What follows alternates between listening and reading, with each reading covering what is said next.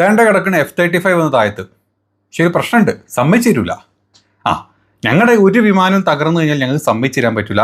In case നിങ്ങൾ ഇതുപോലത്തെ ഫോട്ടോസും വീഡിയോസും ഒക്കെ എടുത്തു കഴിഞ്ഞാൽ ഞങ്ങൾ പറയും ഞങ്ങൾ വെറുതെ വെടിവെച്ച് കളിച്ചതാണെന്ന്. അതേ ഞങ്ങൾ പറയാറുള്ളൂ. പക്ഷേ ഇന്ന് അമേരിക്കയുടെ F-35 അടക്കം F-15 അടക്കം 2 വിമാനങ്ങളാണ് ഡിഷും എന്നും പറഞ്ഞ് താഴോട്ട് വീണത് എന്നാണ് ഇറാൻ പറഞ്ഞത്. ഇനി സമ്മതിച്ചു തരാത്ത സെൻട്രൽ കമാൻഡ് സിസ്റ്റത്തിനോടും ബാക്കിയുള്ളവർക്കൊണ്ടും ഈ വീഡിയോ കാണിച്ചു കൊടുക്കാനാണ് ഇപ്പം ഇറാന്റെ IRGC പറഞ്ഞിട്ടുള്ളത്. Has the United States lost what could be its 5th expensive fighter jet since the Iran war began, raising serious questions about the true cost of the escalating conflict? Amid Iran's 21st wave of missiles and drones, social media is rife with rumors that a US warplane may have been shot down over an Arab nation, adding to growing speculation about mounting aviation losses. Footage circulating online seems to show a US pilot ejecting from a stricken jet and descending under parachute. As onlookers film. ഏറ്റവും latest ആയിട്ട് വന്നിട്ടുള്ള റിപ്പോർട്ടാണ് F-35 അമേരിക്കയുടെ, അതുപോലെ തന്നെ ഒരു F-15 കൂടെ Iran ഇന്ന് വെടിവെച്ചിട്ടുണ്ട്. ഇറാഖ് അതിർത്തിയിലാണ് ഈ പറഞ്ഞ F-35 വീണത് എന്നാണ് ഇറാന്റെ വക്താക്കൾ പറയുന്നത്. അമേരിക്കയുടെ സെൻട്രൽ കമാൻഡ് സൈഡിൽ നിന്ന് സ്ഥിരീകരണങ്ങളൊന്നും ഇതുവരെ വന്നിട്ടില്ല.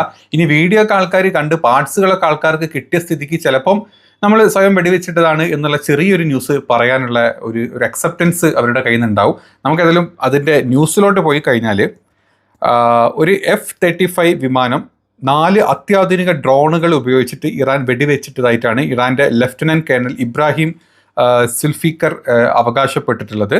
അതായത് 4 അത്യാധുനിക ഡ്രോൺ എന്ന് പറഞ്ഞു കഴിഞ്ഞാൽ ഇറാൻ്റെ ഡ്രോണുകൾ നമുക്കറിയാലേ, ഫത്തഹോ അങ്ങനെ ഏതെങ്കിലും 10 മിസൈലാണല്ലോ. ഇറാൻ്റെ മറ്റ് ഏതെങ്കിലും അത്യാധുനിക ഡ്രോണുകൾ 4 ഡ്രോണുകൾ പോയിട്ടാണ് ഇടിച്ചിട്ടതെന്നാണ് പറയുന്നത്.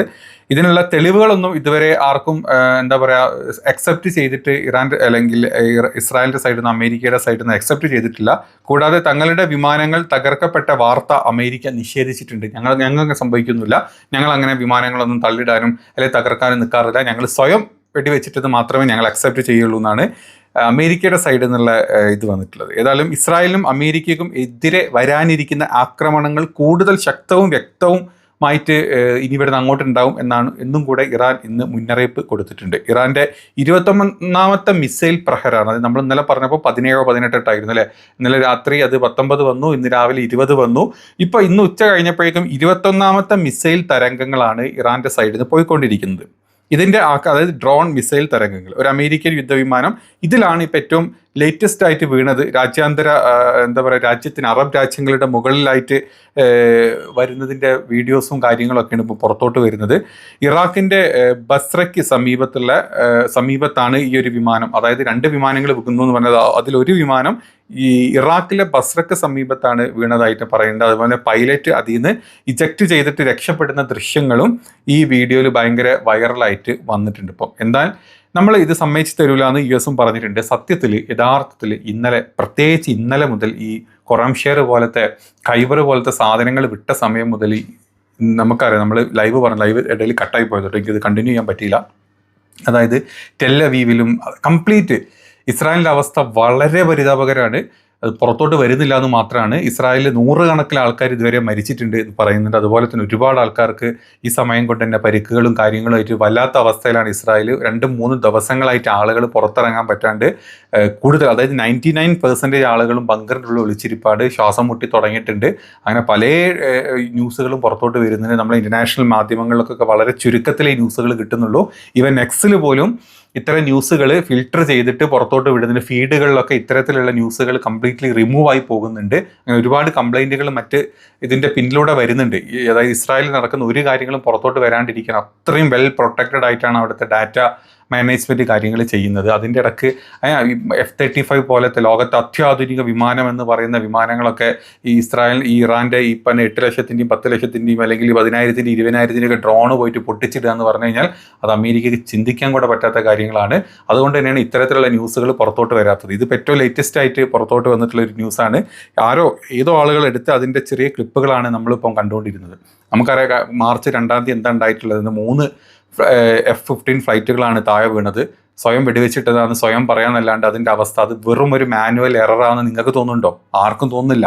ലോകത്തെ ഒരു ഫ്ലൈറ്റ് വിദഗ്ധർക്കും അല്ലെങ്കിൽ ഇത്തരത്തിലുള്ള ന്യൂസ് ചെയ്യുന്ന അല്ലെങ്കിൽ ഇതിനെപ്പറ്റി അറിയുന്ന ഒരാൾ പോലും അത് അക്സെപ്റ്റ് ചെയ്തിട്ടില്ല. അത് ഇറാൻ്റെ ഡ്രോണുകൾ അല്ലെങ്കിൽ ഇറാൻ്റെ മിസൈലുകൾ അടിച്ച് വീഴ്ത്തുക തന്നെയാണ് അവർ പറയുന്നത്. കാരണം ഇറാൻ ഒരേ സമയത്ത് വിടുന്നത് ഒരു മിസൈലോ അല്ലെങ്കിൽ ഒരു ഡ്രോണുകളോ ഇല്ല, ബാക്ക് ടു ബാക്ക് തുരുതുര വിട്ടുകൊണ്ടിരിക്കുകയാണ്.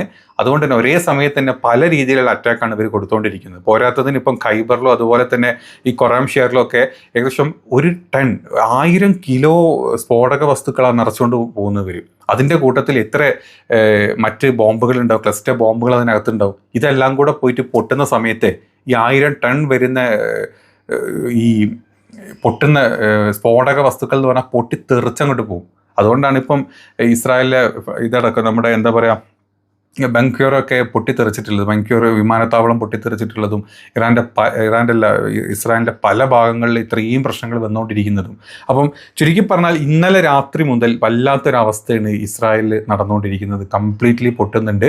അതേ സമയത്ത് തന്നെ ഇറാൻ്റെ ഓരോ നേതാക്കളും ഇപ്പം എന്താ പറയുക അബ്ബാസ് അറാച്ചിയെ നിങ്ങളെടുത്തോ, അലി ലാരിജാനിനെ നിങ്ങളെടുത്തോ, ഏതൊരാളെ നിങ്ങളെടുത്തോ, അവർ ഓരോരുത്തരും പറയണത് അമേരിക്കക്കാരെ നിങ്ങൾ വന്നിട്ട് ഞങ്ങളുടെ മണ്ണിൽ കാലുകുത്ത്.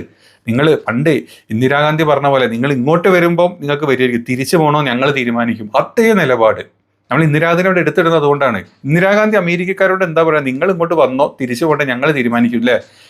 അതേപോലെയാണ് ഇപ്പം ഇറാൻ്റെ നേതാക്കൾ പറയുന്നത്, നിങ്ങൾ ഇങ്ങോട്ട് വന്ന് കാലുകുത്ത്, ഇനി തിരിച്ചു പോകണമെന്നുള്ള ഞങ്ങൾ തീരുമാനിക്കും, അതല്ലെങ്കിൽ നിങ്ങളെ കാത്തിരിക്കാറ്, we are waiting for you എന്നാണ് പറഞ്ഞിട്ടുള്ളത്.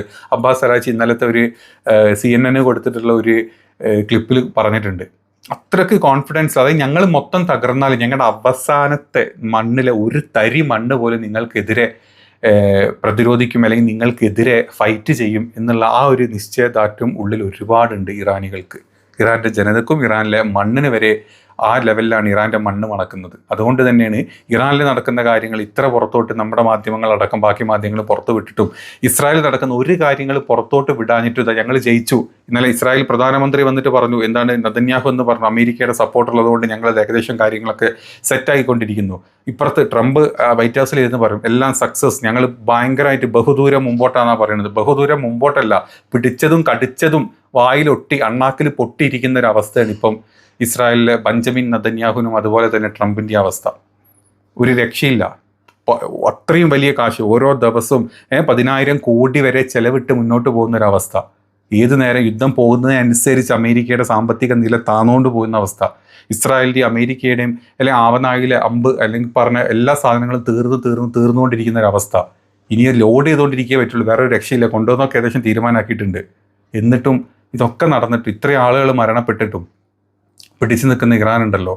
സംഖ്യകളെ, നിങ്ങൾ പറയുന്ന മോദി അല്ലെങ്കിൽ മറ്റേ ആസനം താങ്ങി നടക്കുന്ന ധൈര്യമല്ല ഇറാനികൾക്ക്, ചന്തി നക്കി നടക്കുന്ന ധൈര്യമല്ല ഇറാനികൾക്ക്, ഷൂ നക്കുന്ന പാരമ്പര്യമല്ല ഇറാനികൾക്ക്. കണ്ടുപഠിക്ക്. ഇതാണ് വെറുതെ ഇവിടെ വന്ന് കുണച്ചിട്ട് നിങ്ങൾ മറ്റേ ജയശ്രീരാമും വിളിച്ചിട്ട് 4 കാവിക്കൊടിയും കൊണ്ടുപോകണം, അതല്ല യുദ്ധം. ഇതാണ് യുദ്ധം കേട്ടോ.